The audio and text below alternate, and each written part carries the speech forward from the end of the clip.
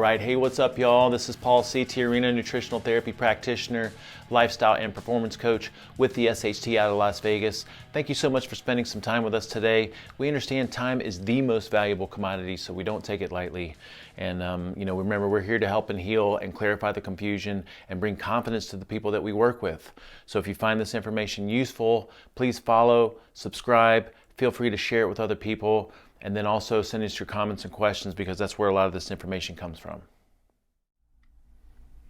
All right, so today I'd like to talk about developing a honed intuition about what's good for your body, especially when it comes to real food and nutrition. And really what we're talking about here is a honed intuition that comes from within our general guidelines, always going without something, always going without a specific food or food group, so that we can pay attention to how we feel from being without it.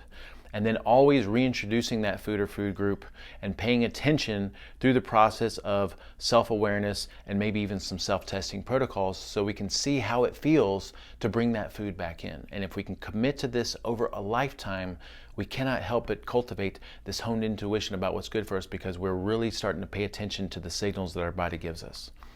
All right, now, like most of you, for most of my life, I was doing the wrong thing, not knowing I was doing the wrong thing. Actually, I thought I was doing the right thing. And it was only when I found the gift of real food and I started to clean things up that my body was able to give me the signals to tell me what was wrong and what was right. All right, so most of us probably experience when you go off, you notice it. Well, when we were off, we couldn't notice it because we were so habituated to it and we were so numb to the symptoms. And then once we got clean, the body had the ability to give us feedback, and now we really notice when we go off.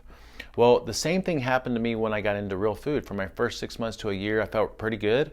I still had some symptoms that were kind of unresolved. I felt like there was something missing from what I was doing, and this started my whole personal self-experimentation within the guidelines of real food.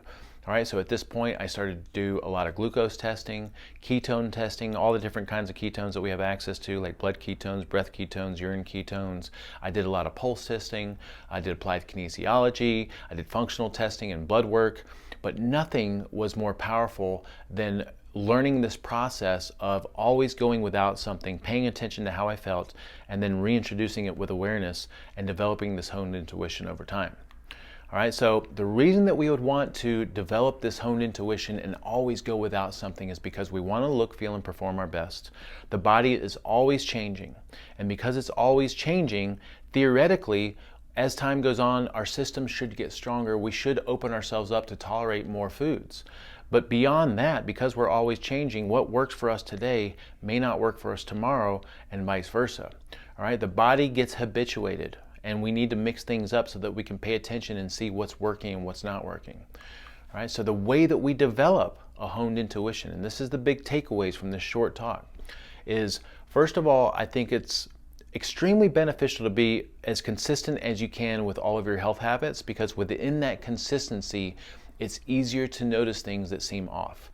Toxicity breeds confusion. So if I'm toxic with the foods that I'm eating, or if I'm not sleeping well, if I'm not prioritizing fitness, then I feel so cloudy and toxic that it's very difficult for me to notice a symptom that feels kind of off.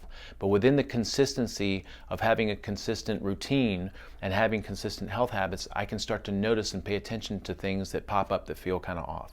All right, so having consistency with your health habits is absolutely crucial to the best of your abilities, right? Within that consistency, we always want to be going without something. We always want to be tinkering. We always want to be experimenting. And as we're going without something, we always want to pay attention to how we feel. And then we always want to be asking questions, especially when we notice something that's off or we have an unresolved symptom or issue. We always want to be asking these intuitive reflection questions, such as, what is causing this? Why do I feel this way? Why won't this go away? How do I make this better? Or how do I feel better overall? And if we can commit to that process of being consistent with our health habits, so that within that consistency we can notice things, to always be going without something, to always be paying attention to how we feel, and always asking these intuitive reflective questions, it is inevitable that we will develop a honed intuition about what's good for our body over time.